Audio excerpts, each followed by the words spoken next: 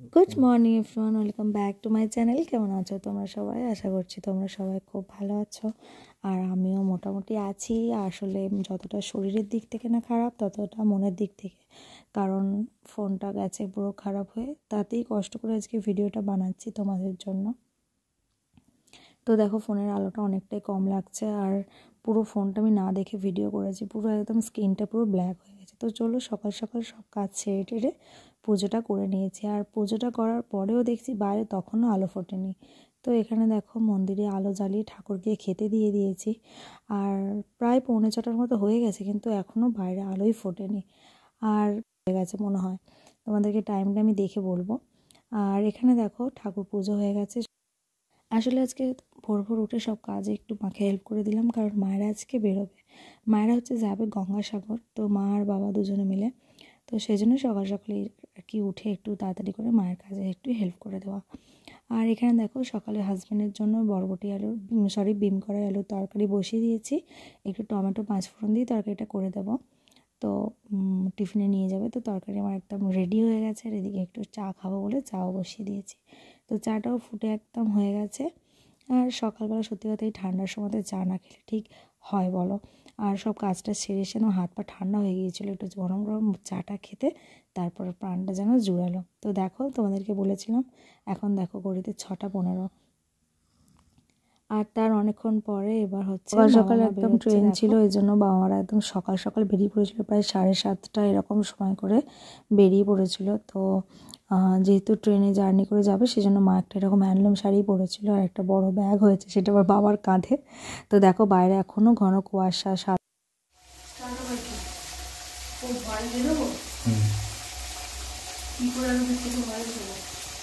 মনে হলো যে একটু মাংস হবে সন্ধ্যাবেলা, সেজন্য এই যে হাজব্যান্ড এখন অফিস থেকে আসার সময় মাংস নিয়ে এসেছে।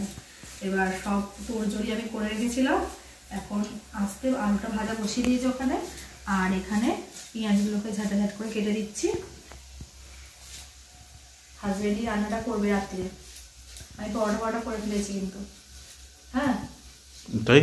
হ্যাঁ, সারাটা দিন মানে আমার ফোনে অন্ধকার স্ক্রিনে ভিডিও করেছি, মানে সত্যি কথা করতেও পারিনি। বেলার পর থেকে আর অন্ধকার হয়ে গেছে, এমন আমি কিছু বুঝতেই পারছি না, সেই জন্য করিনি। আর এখন হাজব্যান্ড আসার পরে যে আজকে তো বললাম তোমাদের চিকেন করছি, তো উনি এসেছে, এখন বসিয়ে দিয়েছে করা। এখন বাজে হচ্ছে 9:45, তো 9:45 বাজে, সেই জন্য তাড়াতাড়ি করছি। তো আবার করার পর আবার ওদিকে খাওয়া টাওয়ানো আছে। তো এই যে এখানে করছে, আর এই যে জোগাড় করে দিয়েছে, এখানে টমেটো, এখানে কাসুরি মেথি, এখানে লঙ্কা, হলুদ, আর সব কিন্তু জোগাড়টা করে দিয়েছি আমি, কারণ এই রাত্রিবেলা এসে করবে কখন, ও মাংস কিনে আনবে। আর এই যে মাংস একদম ধুয়ে বেছে রেডি করে দিয়েছি। তো চলো রান্নাটা আস্তে আস্তে করে। ওখানে পেঁয়াজ ভাজছে, কাঁচা লঙ্কা পেঁয়াজ। আর এই যে দেখো, এখানে আমার পরোটাও কিন্তু একদম রেডি, পুরো নরম নরম পরোটা। দেখতেই পাচ্ছ, অলির জন্য করেছি, আমাদের জন্য আছে। যদি একই সুর বারে বারে প্রেম তোমায় কানাই, তবে প্রেমীরা কোথায় আর। তো দেখো কি আমি দেখতে হয়েছে, wow, just looking like wow. একদম ঝাল ঝাল কষা মাংস রেডি, পুরো কষা করেছে। এই দেখো, পুরো কষা করে দেখতে পাচ্ছ, দেখো জাস্ট খাওয়ার জন্য রেডি। তো চলো, তো আমরা একদম খাওয়ার জন্য রেডি। তো চলো, আমরা এখন সত্যি কথা বলতে ডিনার কমপ্লিট করার পর আবার একটুখানি কষ্টও আছে, বাসন মাজতে হবে। তো চলো, খাওয়া দাওয়াটা তাকে মজা করে করি, তারপর বাকি কাজ। চলো, পাতা একদম খাবার বেড়ে নিচ্ছে। হ্যাঁ, হাতে না পরোটা খাবে তুমি? হ্যাঁ দিচ্ছি। তো ওলি পরোটা খাবে, আমার বেড়ে নিয়েছি, ওলি দিয়ে দিয়েছি। এবার ওলিকে একটা থালায় পরোটা দেবো। ধরো ওলি থালাটা মধ্যে থালা করে পরোটা দেবো।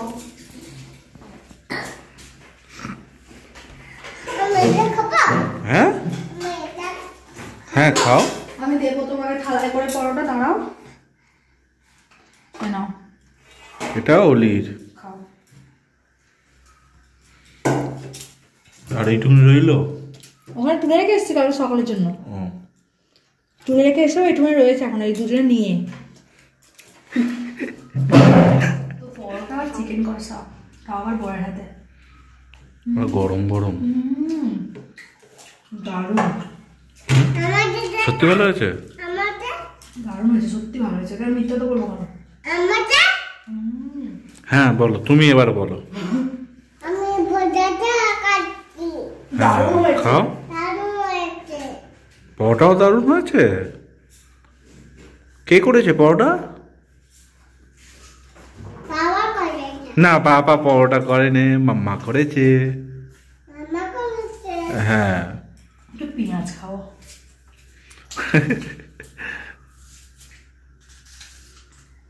অনিয়ন। চলো খাও খাও। আমি স্টার্ট করি, এবার বলো। বলছি আমার জন্য নতুন কিছু একটা বলতে চলেছে। এত ভালো হয়েছে, সত্যি বলছি, তুমি তো সেফ হতে পারতে, যারা মানে মানে বিভিন্ন বড় বড় সেফ যারা হয়। দারুণ হয়েছে, সিরিয়াসলি দারুণ, মানে মনে হচ্ছে আমি এক কড়া মাংস একাই খেয়ে নেবো। আমার গর্বে যে বুক ফেটে যাচ্ছে গো। সত্যি এই তো আমার তোমার রান্না করে আমি সেফ। তো এই যে ওপরে এসে এখন একটু ফ্রেশ হয়ে মানে ফ্রেশ হয়ে ওপরে এলাম। আসলে কি বলতো, ওই যে খাওয়া দাওয়ার পরে অনেকগুলো বাসন পড়েছিল, আসলে রাত্রিবেলা তো মানে মাংস হয়েছে, বুঝতেই পারছো, অনেকগুলো বাসন পড়েছিল, সব মেজে টেজে রেখে ওপরে এলাম।